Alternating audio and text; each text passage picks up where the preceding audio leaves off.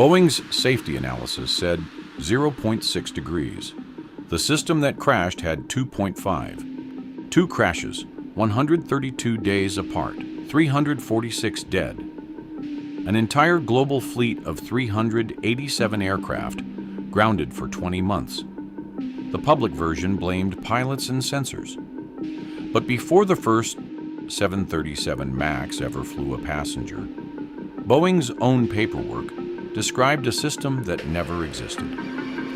Boeing is the airplane. For decades, the 737 has been the most successful commercial jet ever built. Then, on December 1st, 2010, Airbus launched the A320neo, a re-engined competitor aimed directly at Boeing's most profitable product.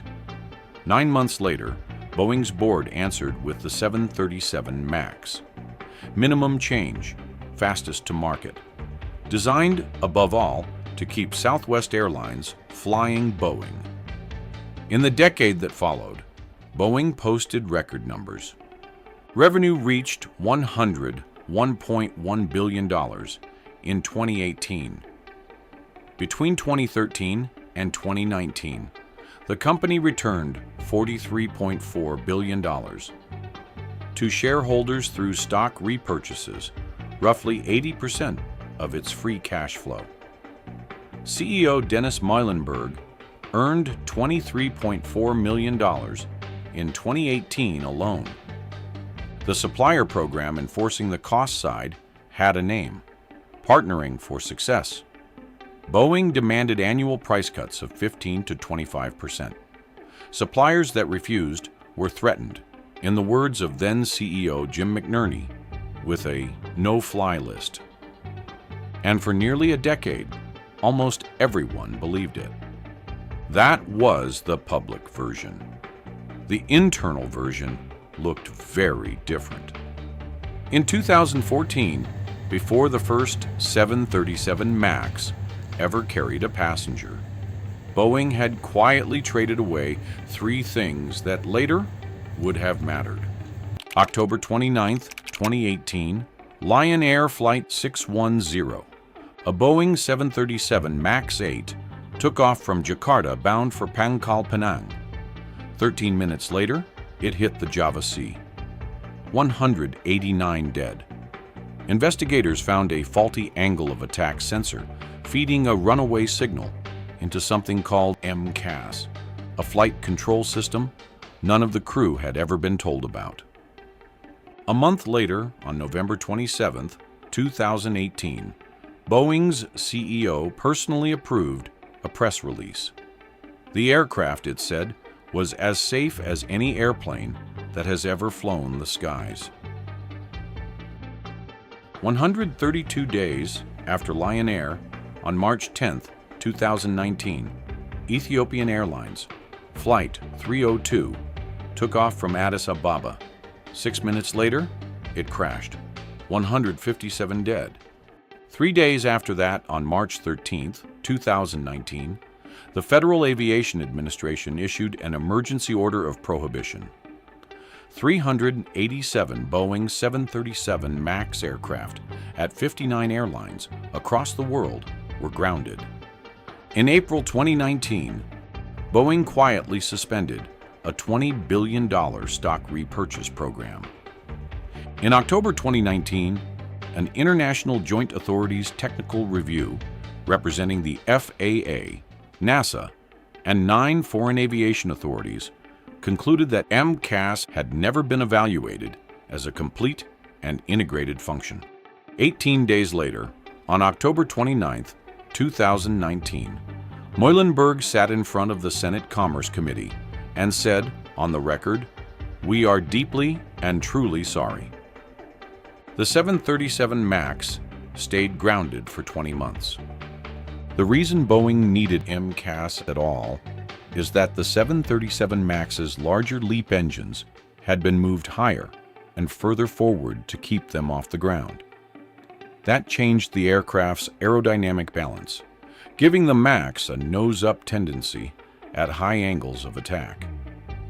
Boeing could have redesigned the airframe. That would have triggered a new type certificate and expensive simulator training. So Boeing wrote software instead. During flight testing, when the software's initial 0.6 degrees of stabilizer authority proved too weak at low speeds, engineers expanded it to 2.5 degrees, repeatable, unlimited. The hazard analysis Boeing had submitted to the FAA was never updated. The Flight Crew Operating Manual was never updated either. MCAS was not mentioned to Lion Air's pilots. It was not mentioned to most of Ethiopians. The system relied on one angle of attack sensor because an internal engineer's proposal for a second redundant check had been rejected in 2014 over cost and training concerns. The mechanism, in plain terms: Boeing built a car with an automatic brake, removed the second sensor, and did not tell the driver the brake existed.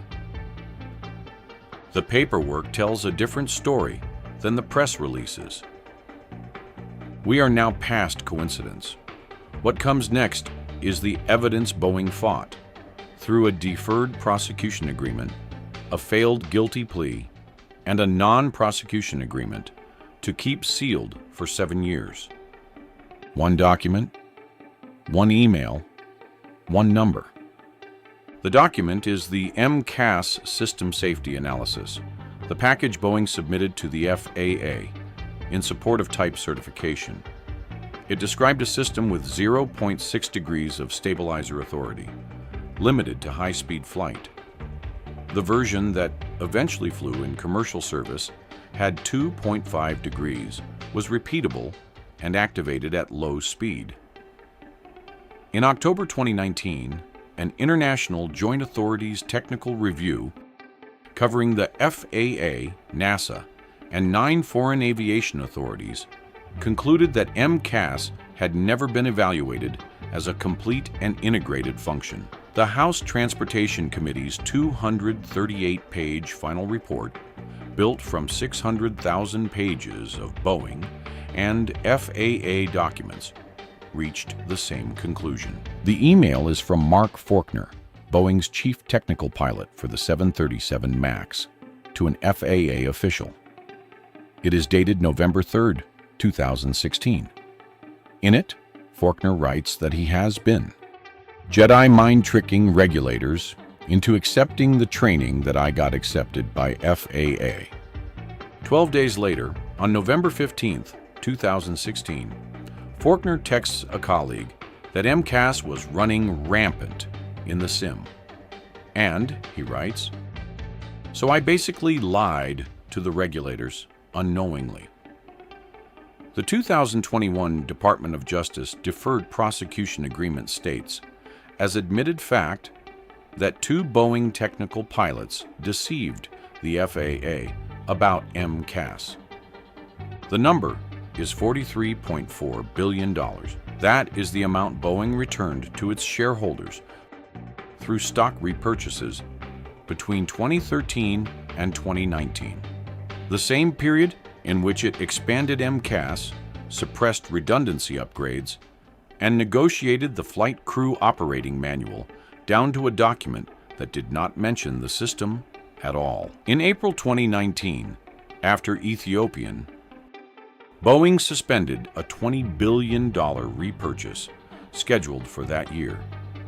The numbers do not reconcile, and Boeing knew it. Under oath before the Senate Commerce Committee on October 29, 2019, Boeing's commercial airplanes chief engineer was asked whether the safety assumptions about MCAS had been wrong. His answer? In hindsight, yes. At the same hearing, CEO Dennis Muilenburg said, "We are sorry. We are deeply and truly sorry. We've made mistakes and we got some things wrong." 11 months earlier, Muilenburg had personally approved a release calling the 737 MAX as safe as any airplane that has ever flown the skies. 346 dead. A 20-month global grounding of 387 aircraft.